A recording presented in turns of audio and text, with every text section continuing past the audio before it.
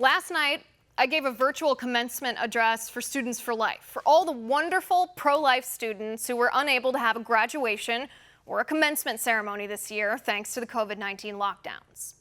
About 2 minutes into my speech, we were hacked and Zoom bombed by gay pornography and Nazi images. But you know what? They can attack us all they want. They can try to ruin our virtual graduation ceremony. They didn't, by the way. We kicked them out and finished the night just like we planned.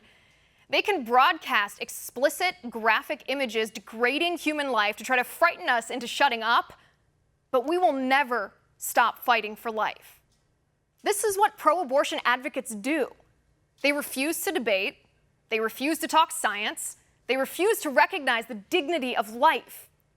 This is what I said to the graduates last night. Satan attacks that which threatens him the most. You know what threatens Satan the most? Courageous young people standing up for life, being a voice for the voiceless, defending the most vulnerable in our society, protecting the unborn. These pro-abortion vandals try to silence us with gay pornography and Nazi images because they don't want you to hear the truth about abortion. These hackers don't want you to think about the scientific fact that life begins at conception. They don't want you to know about the study conducted by a PhD student named Steve Jacobs at the University of Chicago, who asked 2,899 American adults, who is the most qualified to answer the question of when life begins? 81% of the adults named academic biologists as the most authoritative. So Jacobs surveyed 5,502 academic biologists all around the world and asked them the question, when does a human life begin?